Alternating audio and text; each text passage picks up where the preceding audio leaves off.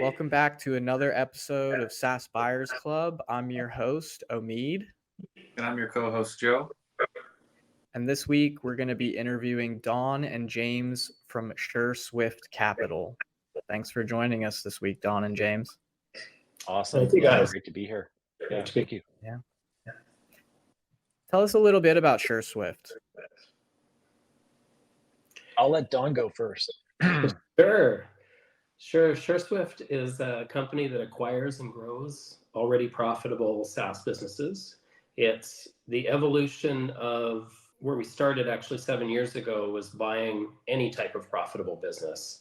And we started with e-commerce businesses and content businesses, had some SaaS in there, some marketplaces.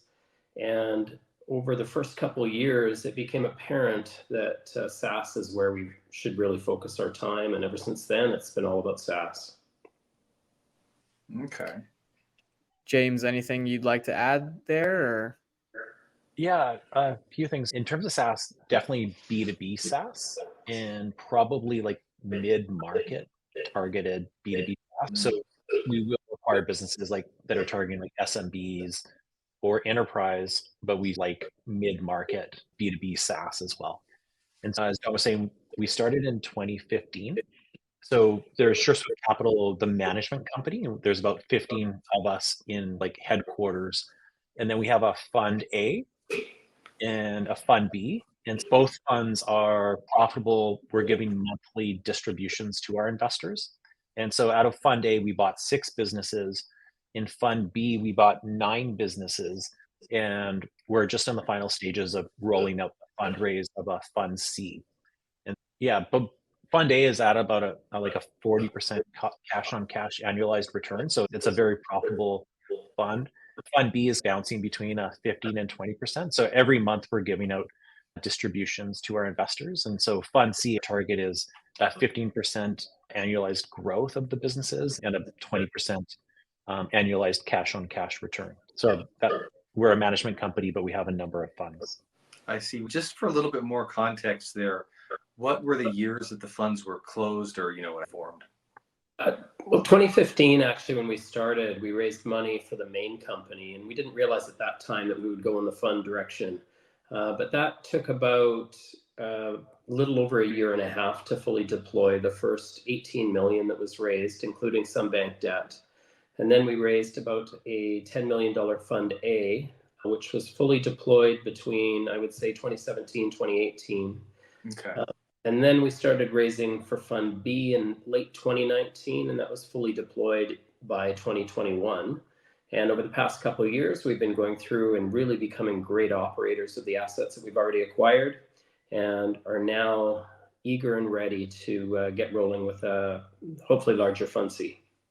That's really great. Thanks for the context there. I have a few more basic questions like that just to paint the full picture for us and our audience.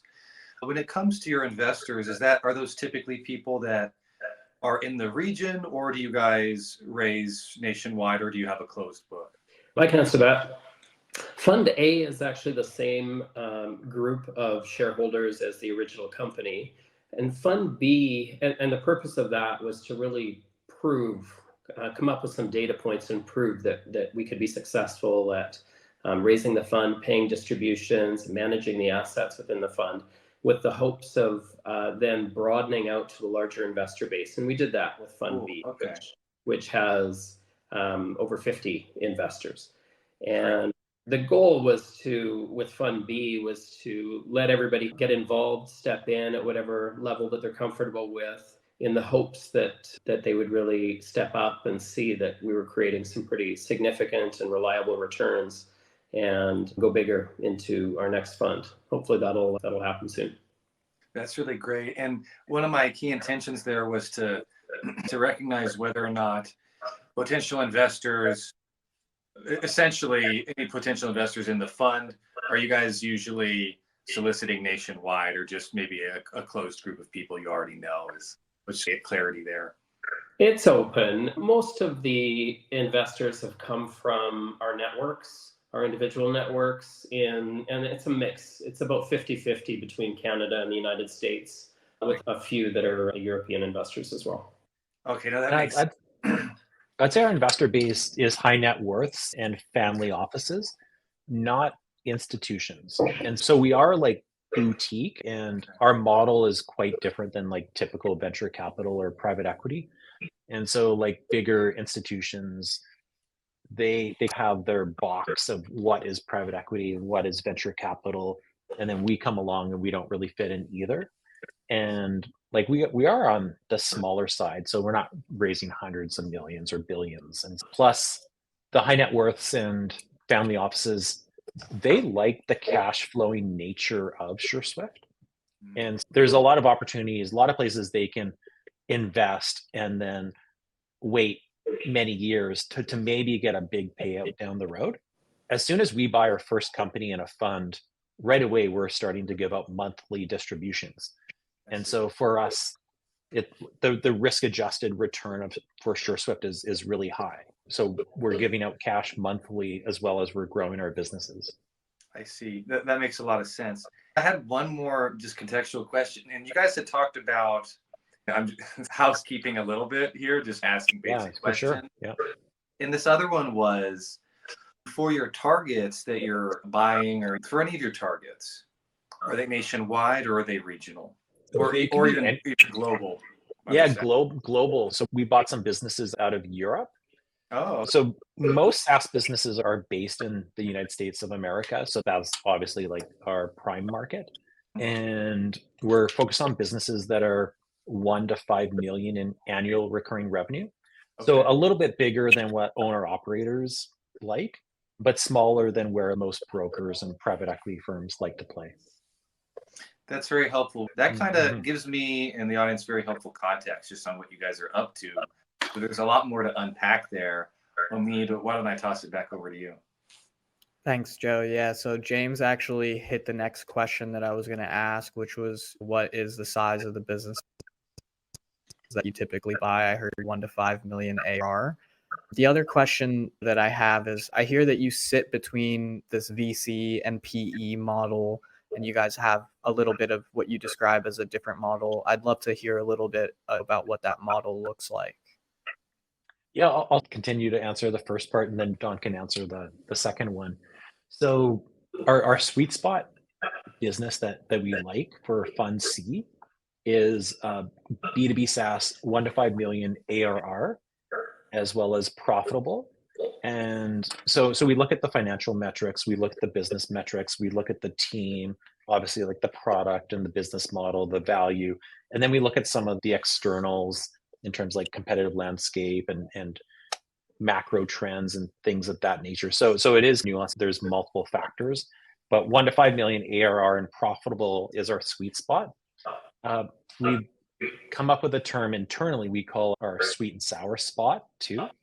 And so we do recognize that a number of deals have a little bit of hair on them and stuff. And if a deal isn't right in our sweet spot and based on our agreements, we will have a limited partner advisory council that can also then weigh in terms of potentially buying a deal that's a little bit outside of our sweet spot. But really our sweet spot is where we want to focus. In terms of business model, I think Don should answer that one. Sure.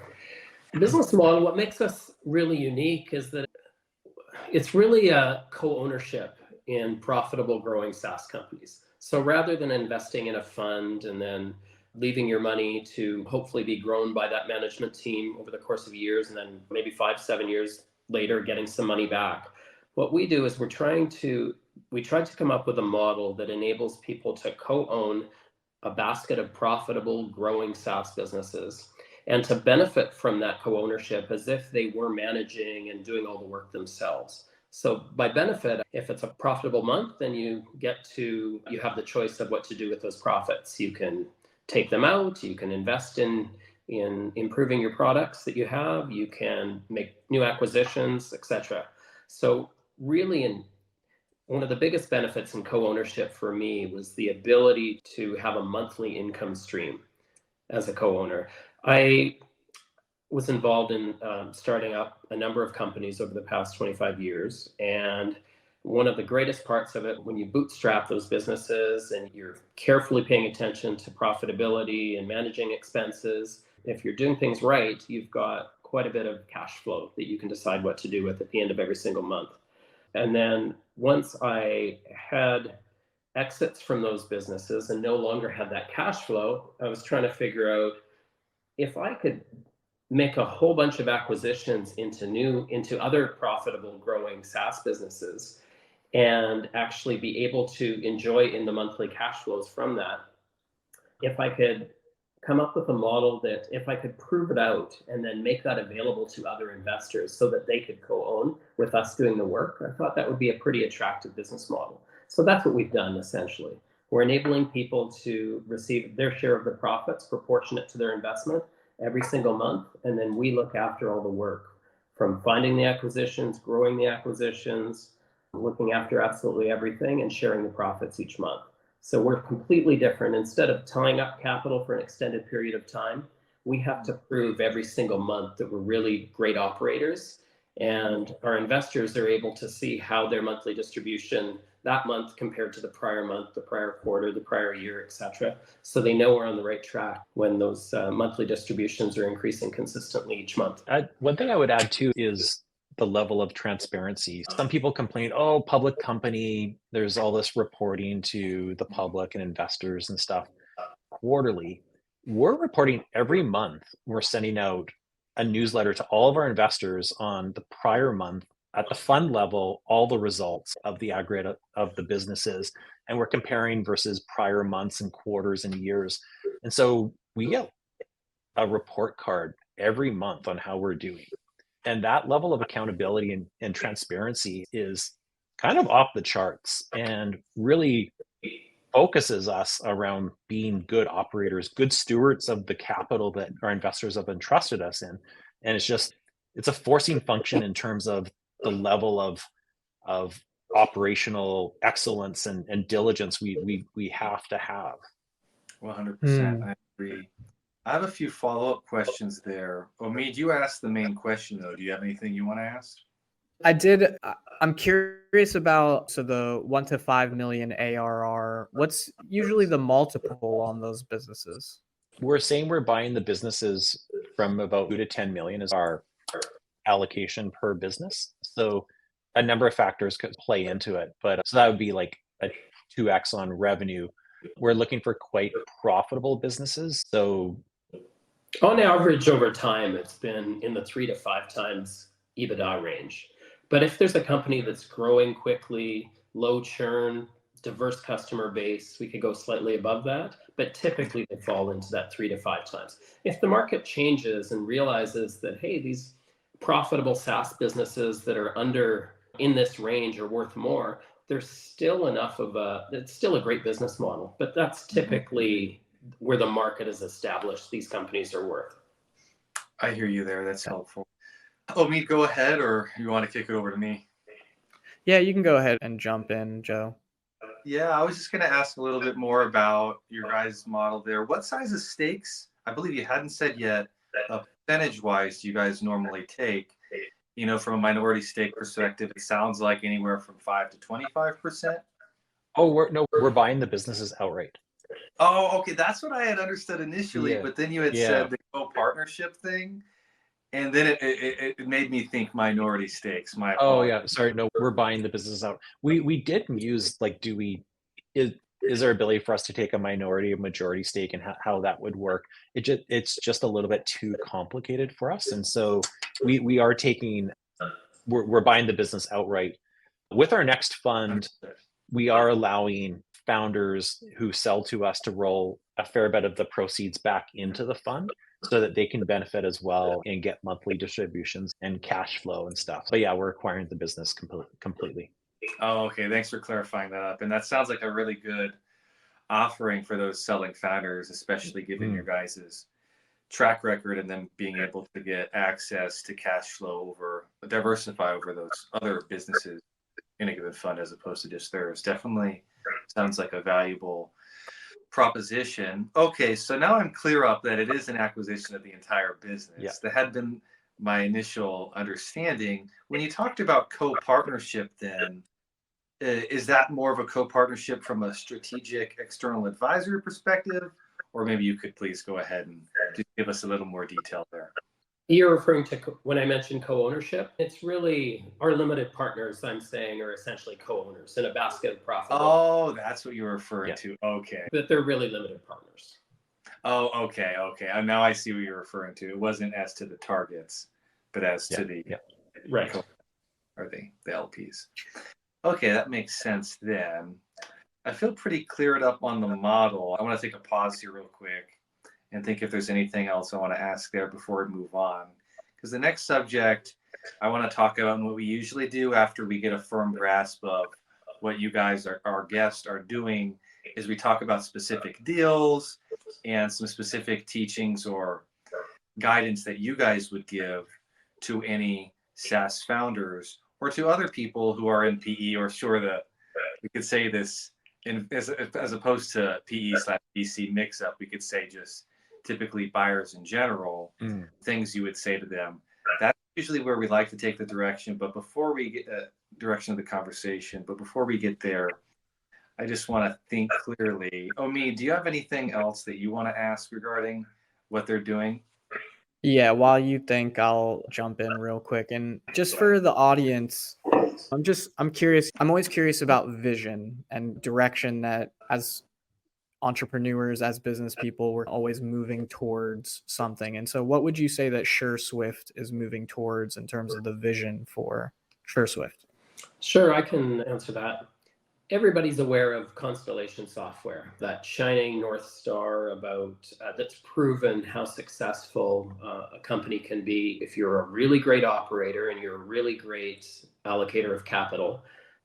They've proven that there's a repeatable playbook for being able to acquire profitable companies and take those profits and roll them into new acquisitions and continue that process. And they're now they've got 500 plus acquisitions and they're worth, I think, $50 billion or so.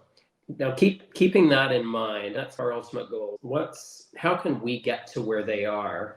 And how can we actually look at it a little bit differently? How do we imagine Mark Leonard, the founder, might have done things differently if he had the benefit of hindsight? So we're trying to learn from everything that they've gone through and their experiences and their mistakes. And he's been very generous for a time in providing quarterly newsletters to shareholders. And there's a lot of learnings there. And so we're very attuned to the things that he's done, but we're equally attuned to the things that we can learn from, that maybe we can stay away from and not repeat those same mistakes, in the hopes of maybe getting to where he's gotten Constellation quicker or in a better way. Or it's a big goal. It's a lofty goal for sure, but it's a challenge that's fun to work towards. And the proof is there that it can be done.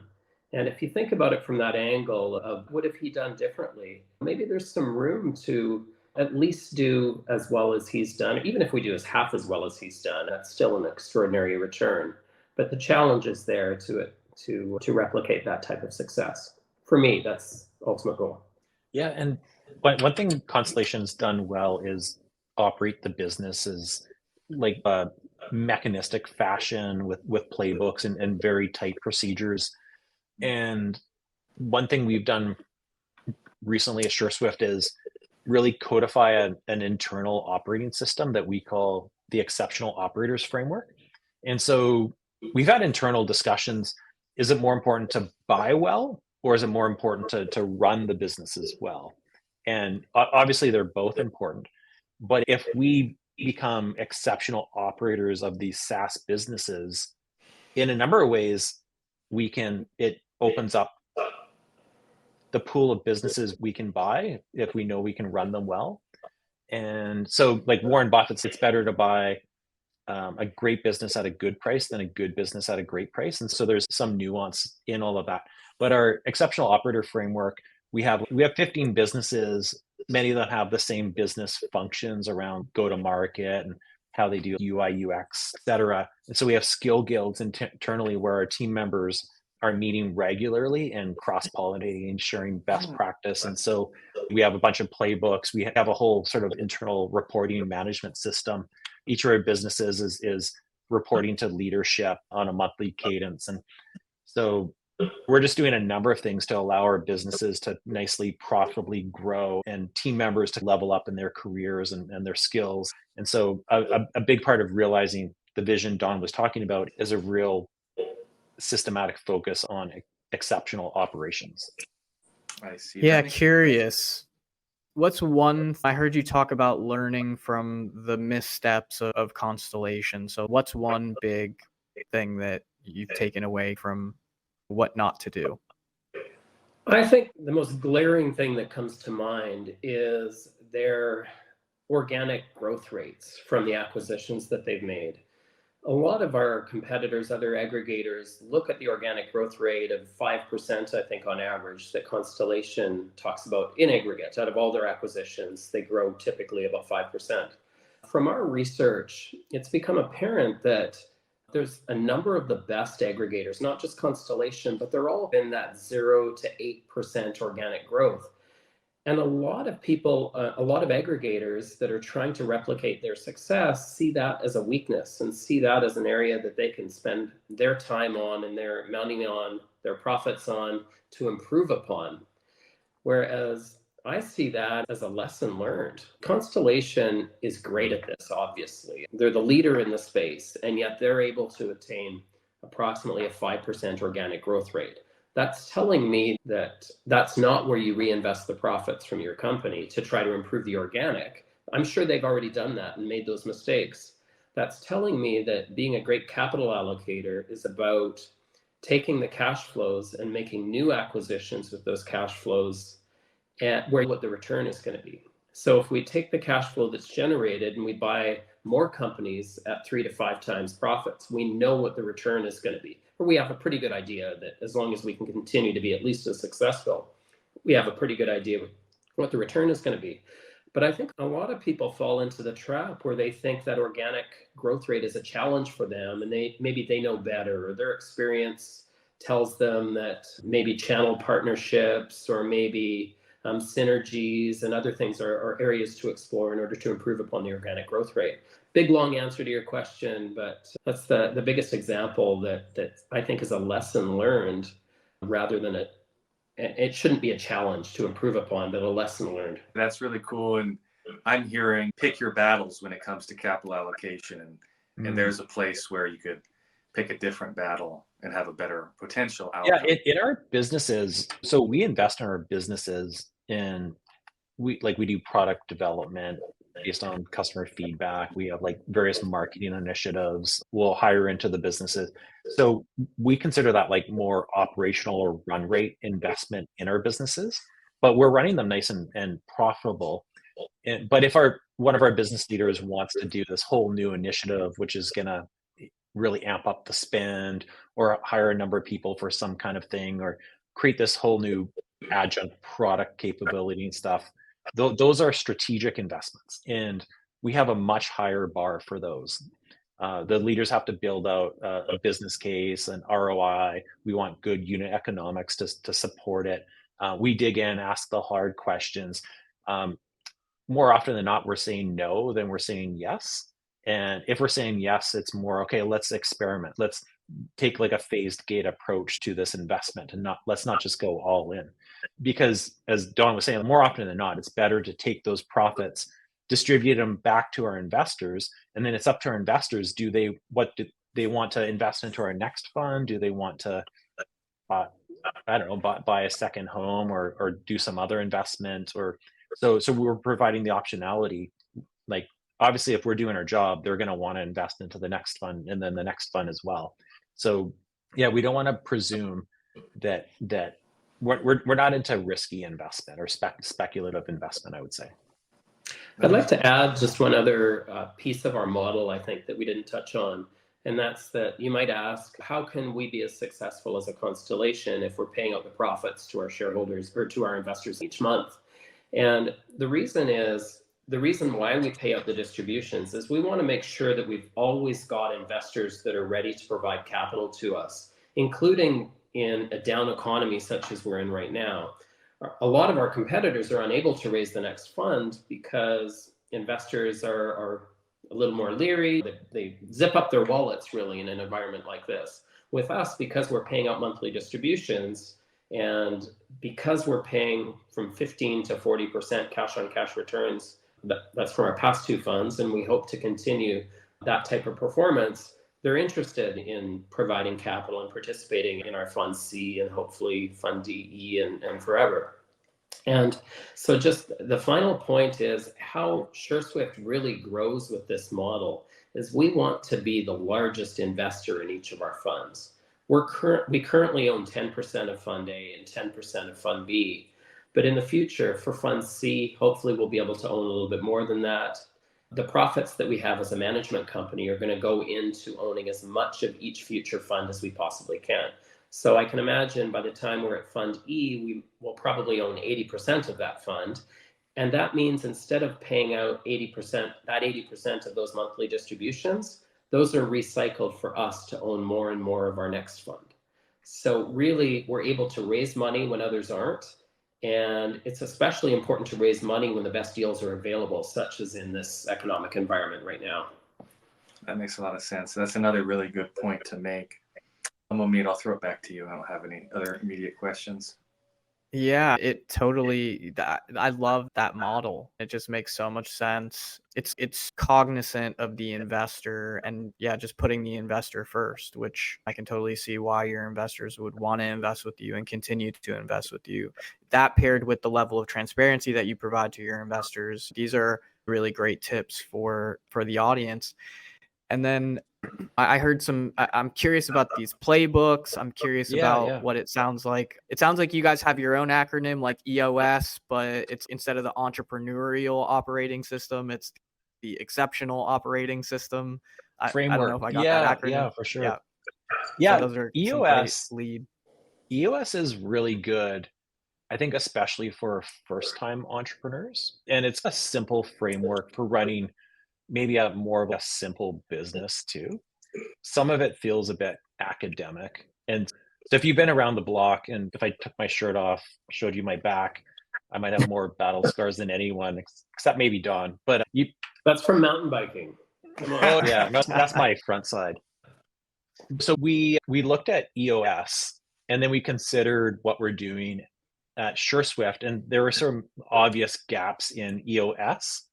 And maybe we're not too creative, but we came up with EOF, Exceptional Operators Framework. And it's how we run. So we have Sureswift Capital, the management company, and we provide all the corporate functions for our businesses as well. So things that are easy to centralize and are typically centralized: HR, IT, finance, and accounting, and similar. And then all of our business functions are in our businesses. And we recognize like each business has its own market and product and nuance too. So we wanted all the business functions to be in the businesses and want them to be like mostly autonomous businesses. But then how do you win together? How do you excel and everyone improve? And so that's where we layered on our Exceptional Operators Framework. I mentioned a little bit, I'll expand, but the first part of that was our skill guilds. And so out of our businesses, so I think 7 are doing like AdWords, and most are doing some level of content marketing, SEO. Some are doing affiliates. A number are doing like trials and free trials and really looking at the conversion rates. A number are doing more of a sales demo approach. A big part is how do you engage inbound leads and convert them into customers. A few are going up market, doing more like targeted outbound sales. But then there's also looking at all the different SaaS metrics. How are you doing net promoter score versus like just regular customer sat, like LTV CAC, and just a bunch of stuff that each business has a certain level of nuance, but you're learning, and all of our team members are just like improving all the time as they're doing. And so we wanted a way of like business X got some kind of like insider's edge. And a lot of these are like windows of opportunity, but it's if you found something that works, let's double down and squeeze a lot of juice out of that, but let's share it with all our other businesses as well.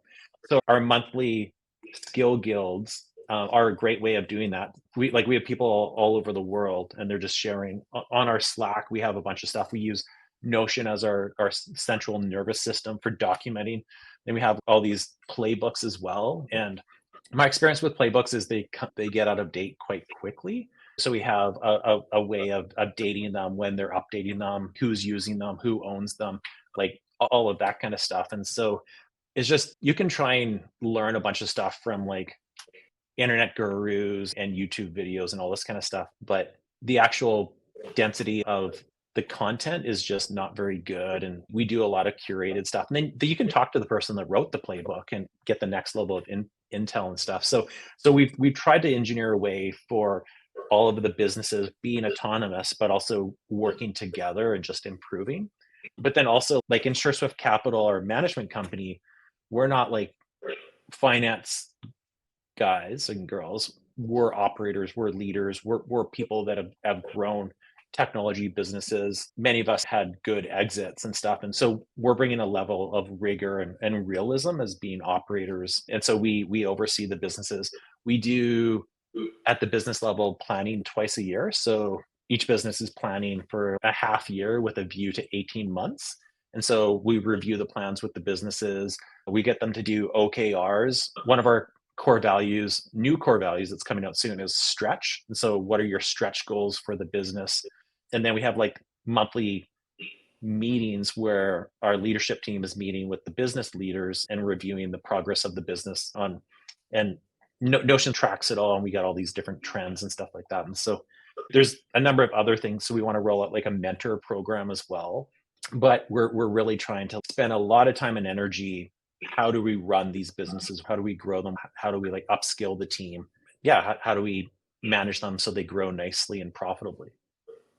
And also, just to add, just making sure that being data driven and the appreciation of the data and the understanding of the data and the importance of it is really understood throughout each of the companies and all of the levels, so that every decision made has to be made based on what the expected outcome is going to be.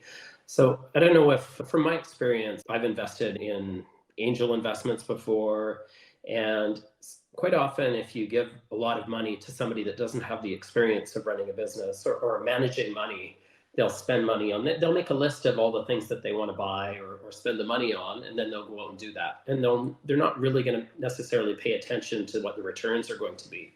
So what we're doing is we're making sure that the importance of data and analytics is really understood throughout the organization, so that every decision made is based on what the expected outcome is going to be. So it's working really well. The returns over the past year, for example, for the SBUs, our single business units, are exceptional. They're going in the right direction. Profitability is growing substantially, and which is perfect because we're getting ready for Fund C, and we'll be able to show that data and prove that we're operators first.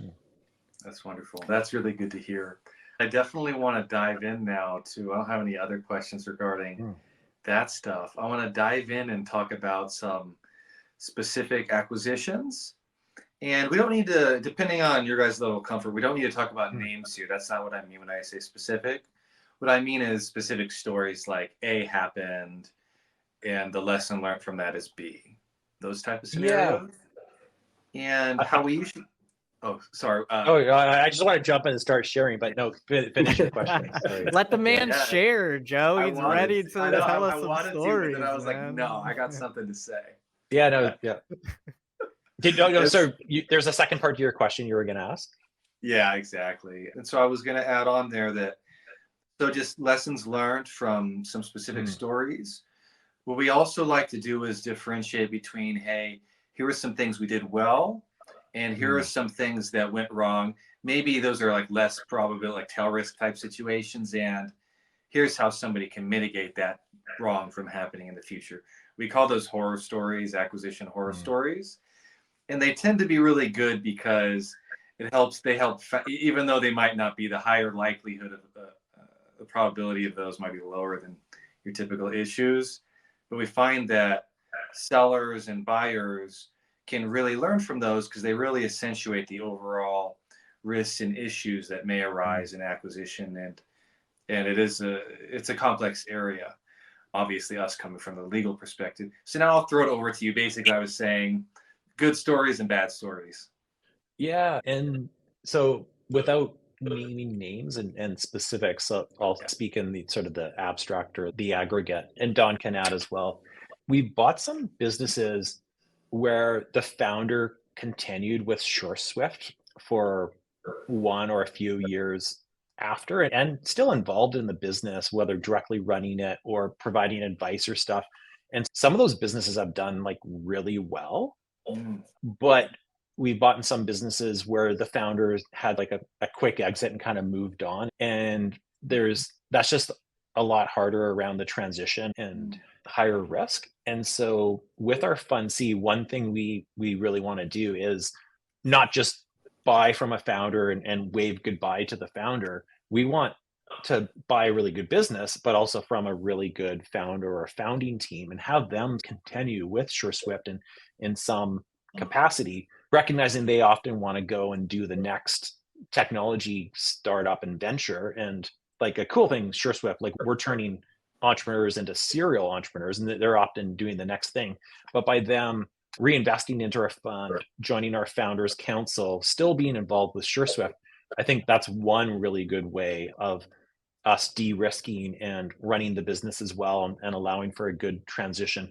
Founders, like, they're seeing a lot of really cool stuff, really innovative people. So having somehow connected to Sureswift, like that's just awesome. And if they're investing in getting distributions and stuff. A couple other ones. Real quick about that. Yeah. What are you envisaging as the role of the founder? Staying on as an advisor, or could you give a little more detail about what your intention is for the round? Yeah, so we're calling it a founders council. So it's like in a fund, you have an LPAC, a limited partners advisory council. And so it's an advisory council representing the investors. We want to have the same thing for the founders. We want to honor the legacy of their business, run it well, have the founders talk amongst themselves too. And so it could be formalized, could be like a quarterly meeting. We're still working through the details of the founders council. We recognize they don't want to stay and run the business. They do want to go and do the next thing, and their time is valuable. So they're not going to be employees in Sureswift, but there's a few different ways for us to run the founders council per fund. I see. Yeah. That makes sense. And the sellers usually do want to see the transition be successful, and they still have that longing typically of wanting to make sure that everybody's taken care of. And so I can definitely see interests being aligned there too, from their perspective, as to wanting to stay and be involved in some capacity. But yeah, in most cases, it's not that they want to stay in as a full-time roller anymore. People are usually motivated to exit for some reason or another, and that usually means not continuing as a full-time employee. That makes sense there. I think that's a really good lesson. In a lot of transactions actually of this size that we see, it is very much so the case, and I'm talking about us as legal advisors, it is very much the case that the seller has no relationship with the business except for transitionary consultancy, which is pretty typical. And that usually just means they help out when they need to make sure things transition properly.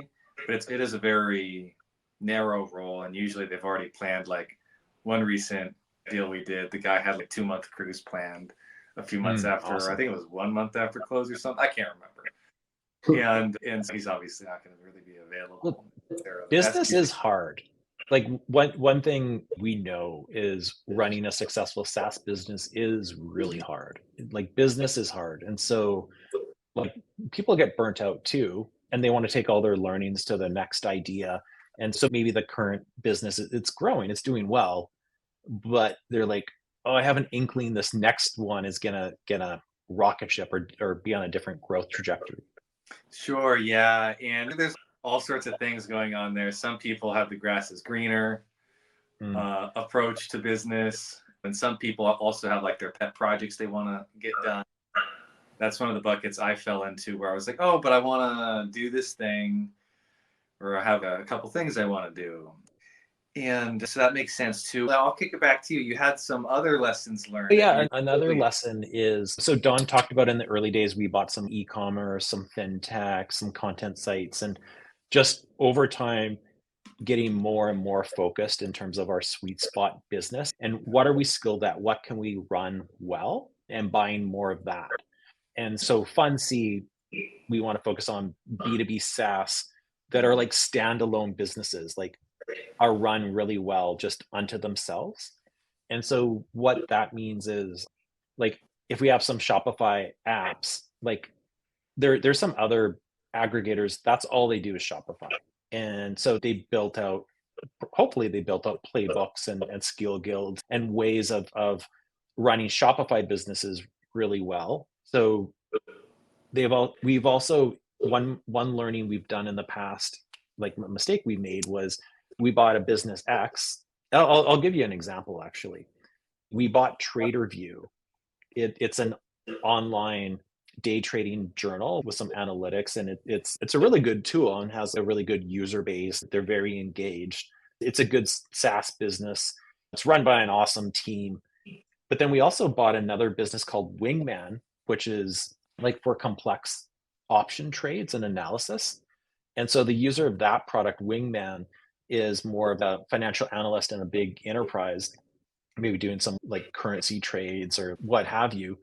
And it's a different a different customer base. The core product is different. There's no real synergies between the two businesses. And Wingman was a bit of a smaller business. It's a good business too, good product. But when we purchased it, we thought, oh, like at a high level, it looks like these two should work together and there should be like cross-marketing opportunities, or I'm not sure what. But no, they're two very different, distinct businesses. And I'd say a lot of private equity tries to do roll-ups, tries to do synergies, like that's sort of their model, mash a bunch of businesses together, try to get multiple expansion, that kind of thing. We're not that. We want every business we buy to just be a really good business unto its own, and assume there are no synergies between our businesses. Just run them and grow them unto themselves. And certainly not pay for synergies that you hope or expect will happen, because they rarely do. Yeah, that makes a lot of sense, particularly from the aspect of scalability of SaaS. And hey, this business is dominant in or has a strong position. And I'm just thinking here, just commentating really. I know you guys have thought about this a lot more than I have. And just saying that this business has a strong position in this product category or this market, and not necessarily seeking to roll up a bunch of businesses to, for example, expand. Oh, here's a bunch of businesses that do the same thing in different geographies or with different target customer segments, but really just focusing on one business in each category. I see that as making a lot of sense. From an operational point of view, there's also economies of scale you get from having a lot of operational experience within one target category. Do you guys have any more specific, like within B2B SaaS, do you have any specific markets? Oh, I know we talked about mid-market. I meant to say like product markets that you guys really love or are concentrated on? Yeah, I would say workflow-based SaaS.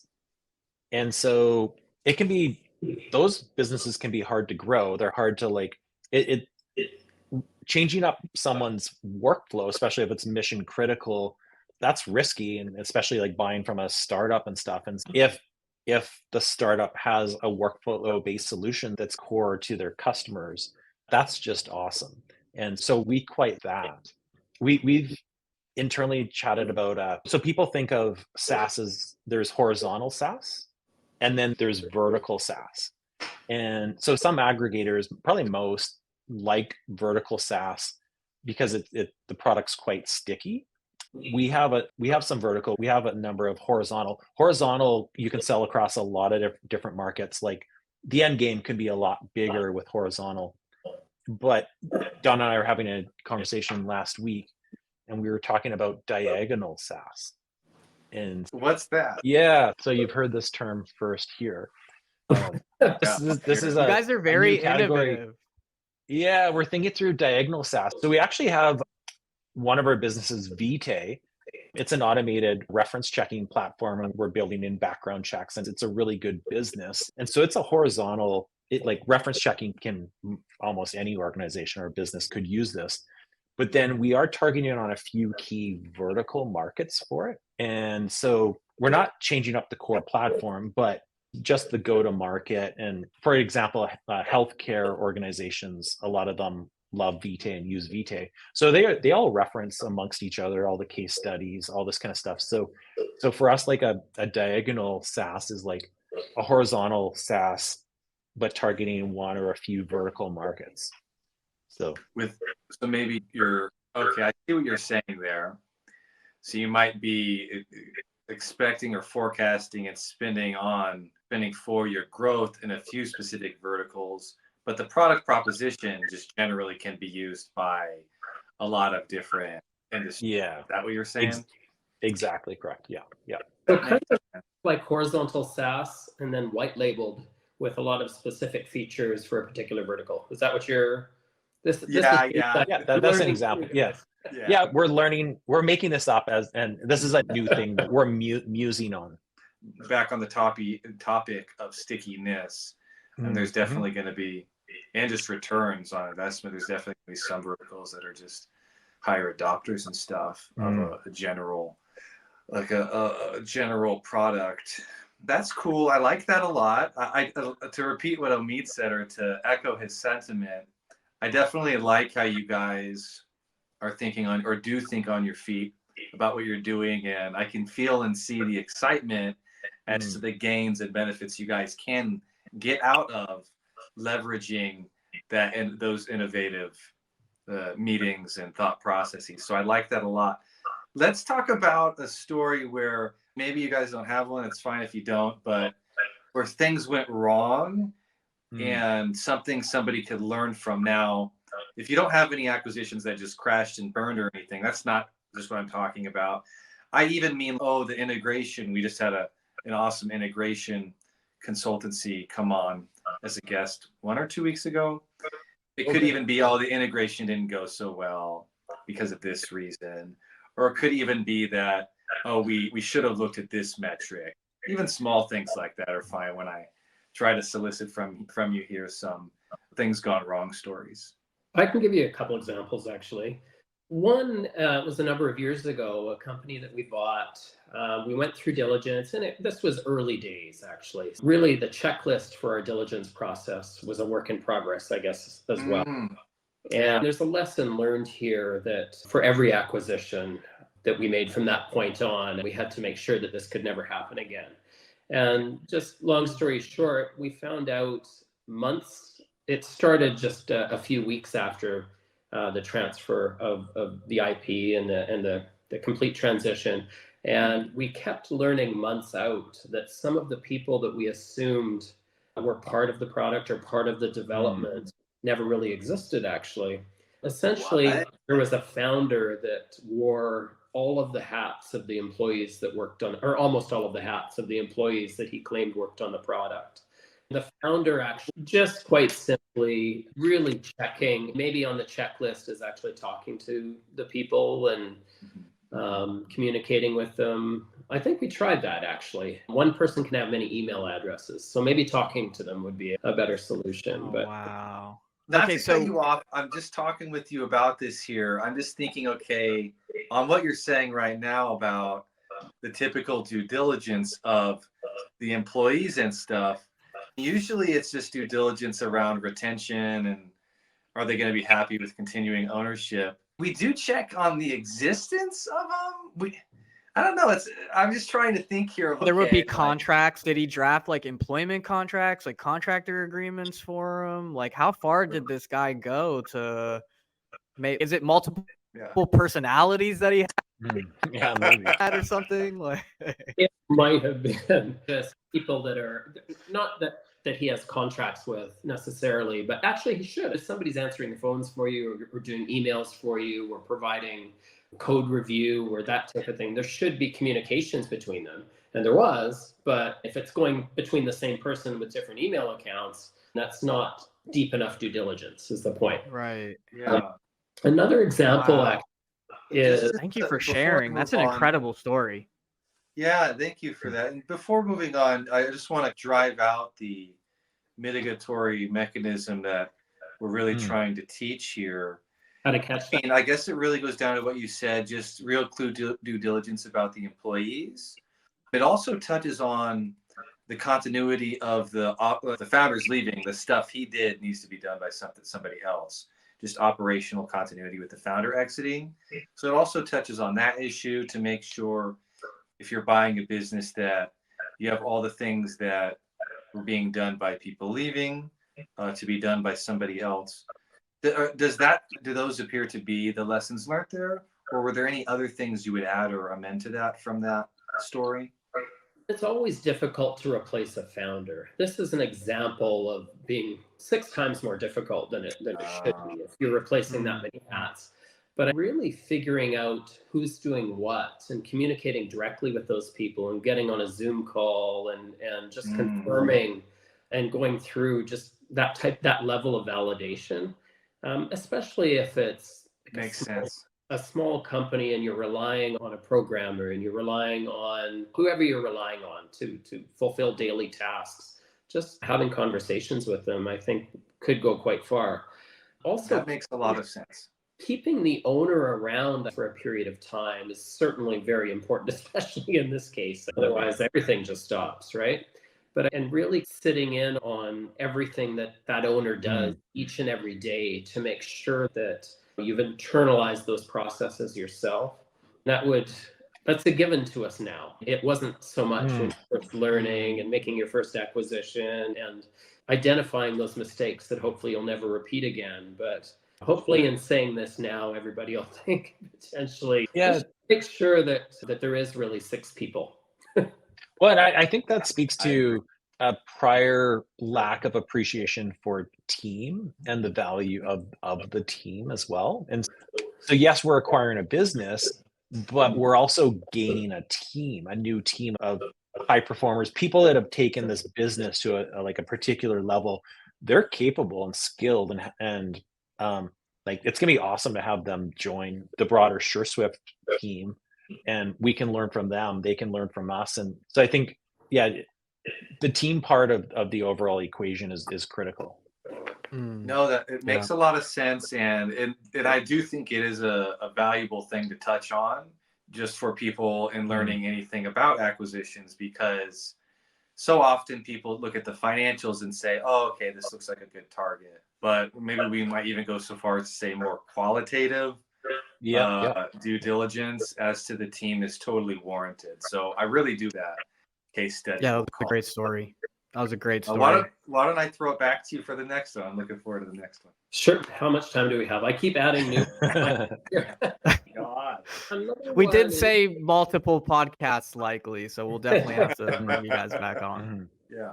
Another one is the importance of really understanding who your team members are and who they serve, essentially. Are they there to further the interests of the business? Are they there to make a paycheck? Are they there for their own interests entirely? And there's really no concern for the business aside from that. And in one case, we had a developer, actually quite a senior developer, that had his own ideas for what he was going to work on. So he would get his game plan of the features that were supposed to be added, the tests that were supposed to be done, what was supposed to be accomplished over the course of the next month. And we found out after the fact, of course, that what he worked on was completely different. And there's always red flags, like delays about why this isn't ready. But if there's a number of delays, you really got to figure out what's really And it's happening. a senior developer? Yes. I don't want to get into too much detail. Oh, no, I don't want to ask No, details. totally. I was just trying to weigh I'm not trying to give the details. Just trying to weigh it's interesting that a senior developer even facing delays and specifying the work and stuff. This was a person that completely had his own ideas on what he wanted to build and just didn't listen to those that were providing the instructions whatsoever, and just had their own things. And ultimately, it was found that that person needed to be replaced. I see. Yeah, what would you have done differently knowing that? Have you instituted a new policy based on that learning, or what is something that you would have done differently based on that experience? So really, it's a level of accountability from the person that person reports to that has to actually go through and confirm that milestones are getting hit, that stages are getting hit, and then reporting and confirming back rather than just passing the story or the excuse to those above them, but actually confirming, like having screen sharing, actually confirming what's being done, like where they are exactly, not just trusting that what's in the email is actually fact, but actually confirming the stage of the developments and that kind of thing. So it's really having more of a hands-on experience with those that are reporting to you. That makes sense. But also I'd go so far as to say that misreporting is obviously something completely not tolerable. It almost makes me feel like this guy was some sort of like mad genius type senior developer who's just, no, I needed to, this is the way this technology should be going. I don't care. I don't know. I'm still trying to wrap my head around it. This isn't really an isolated story, actually. Oh, interesting. From years past in a different company, we actually had a project that we hired a company to build for us, and we signed a contract for it to have the product built. And we actually got delays each month that, oh, this is going to take a little bit longer. This is going to take a little bit longer. 6 months later, when the product was due, they came clean and said, actually, we weren't actually able to hire the team with the expertise to build this for you. That's just another extreme example. So people, it's almost like taking fake it till you make it to another level. It's really say whatever you have to do to get the sale and then figure out the rest later. In business, I don't think that's a strategy that should be embraced. Fake it till you make it, like it's an okay thing. Like people saying that on Twitter. We could do another episode just on like all the different scars we have on our back. I wanted to end on a happy note. Okay, cool. And the happy note is Yeah. the importance of team. And so the biggest thing I've done at Sureswift, and like my big focus is make sure we have an awesome, high performing team.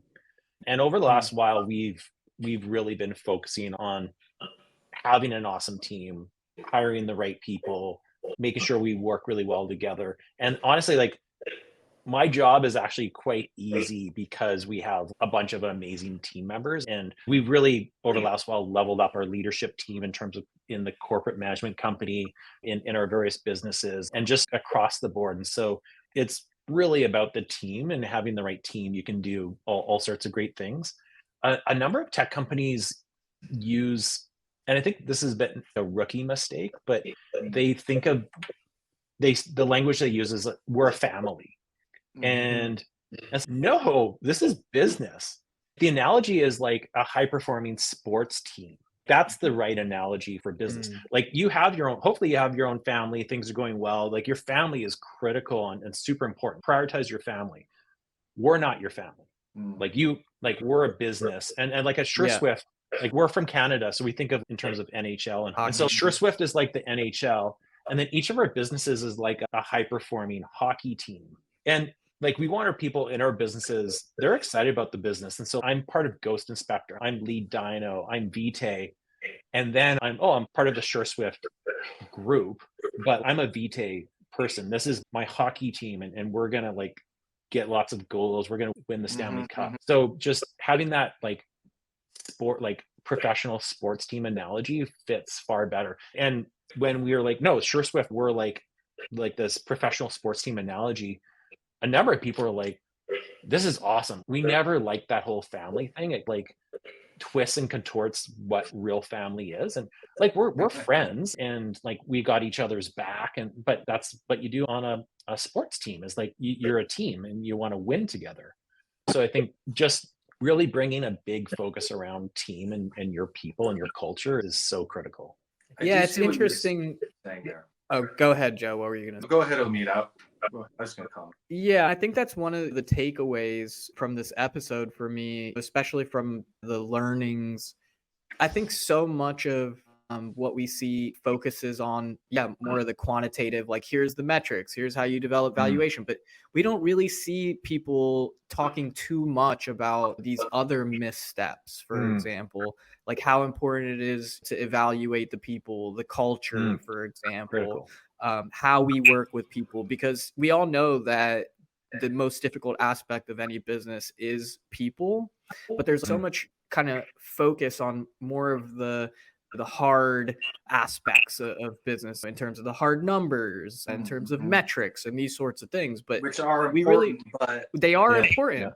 yeah. But that those can really be more drilled down into, whereas like people are so much more variable, and that's often where the missteps are as a result of the variableness. So I love the direction of this conversation. Joe, I want to pass the mic back to you, and then I have a question, so go ahead. Sure. Yeah, I agree with that. And just to go back to what I was going to comment, I like what you were saying there about the metaphor for the team. I think the biggest benefit of that is it adds a lot of clarity, because a lot of people think family, okay, I can do anything I want and nothing's wrong. Or whereas when you're on a team, it's okay, you have to perform your role and you're expected to do so at a certain caliber, and you have goals. And sure, there are those family values, or those values like trust, respect, so many other values. But nonetheless, at the end of the day, especially in high performing teams, like you're not raising children, you expect everybody to be a really high caliber performing adult, which isn't necessarily the structure of a family. No. A child that's been screaming the entire podcast above me. And a point too is, your family is not a business. It's your family. And like early on into my marriage, I said something to my wife that I learned many times to regret.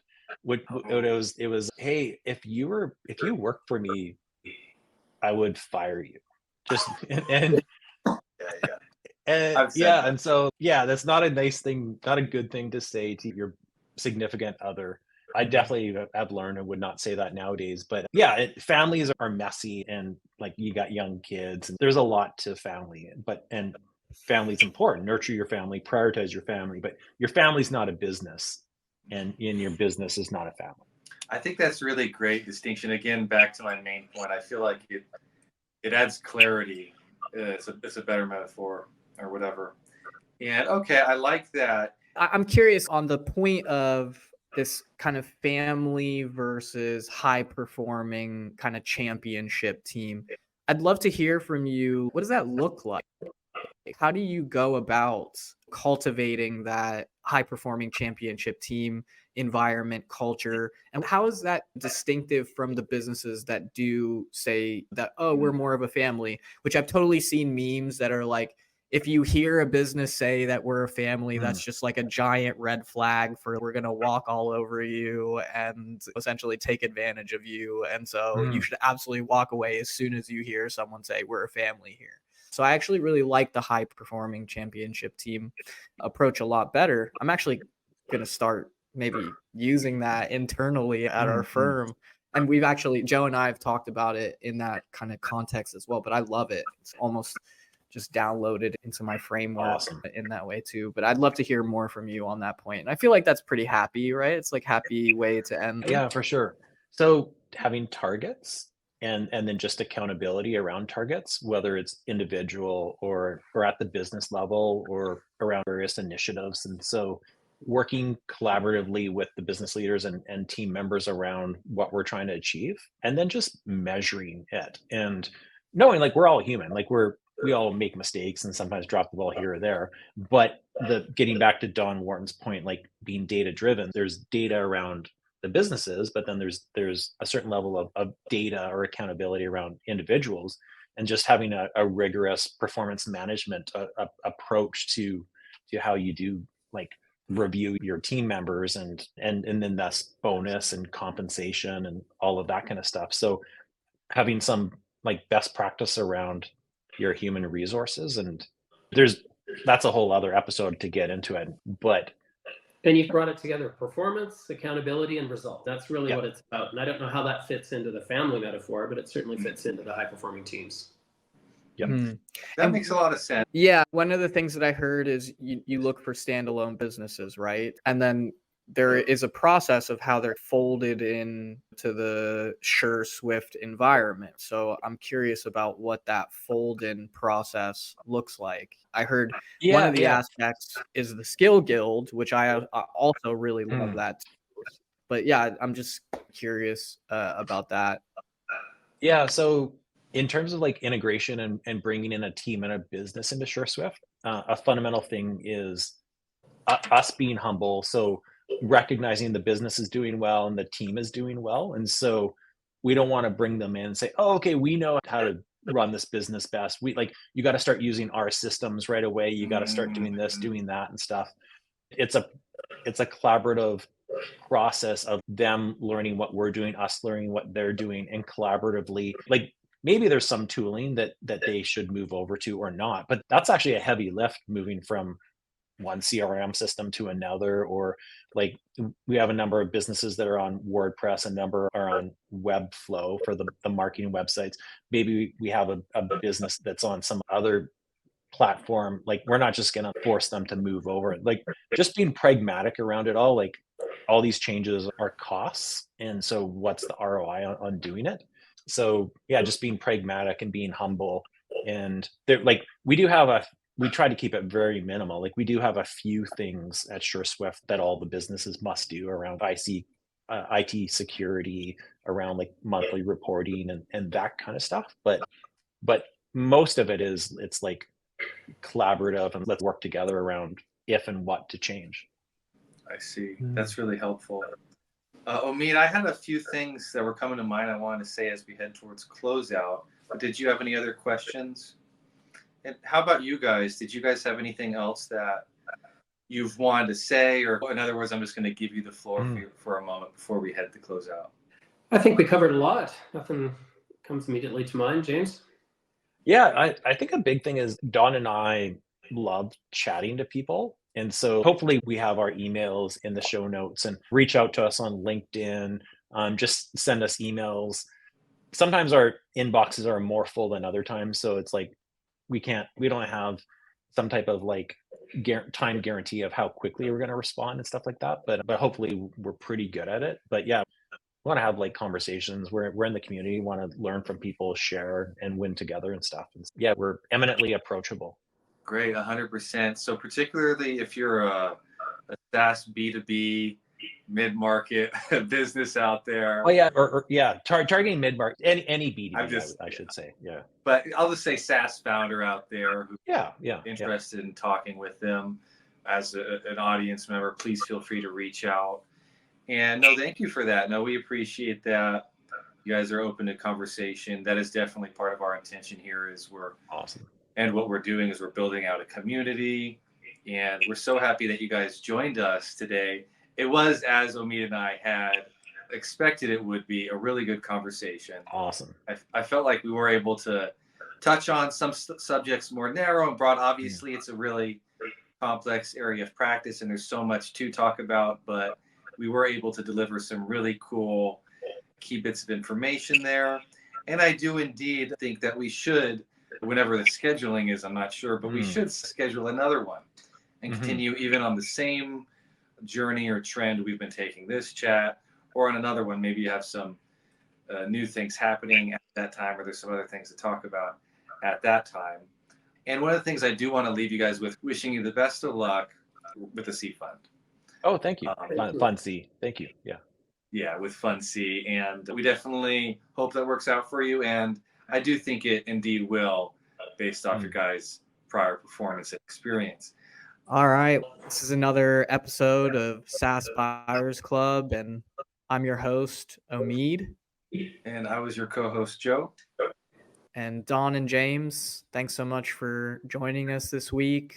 If people want to connect with Don and James, you can definitely find the contact information for them in the show notes. We were just playing with the little effects, and James put the 2 thumbs up and made the little interesting effects. But yeah, you can find their contact information in the show notes below. We'll put their emails in there, their LinkedIn, as well as their website. So yeah, thanks guys. Thank you, Don. Thank you, James. Yeah, thank you. This was great. Thanks, guys. It was a pleasure to talk with you, and I look forward to talking with you again.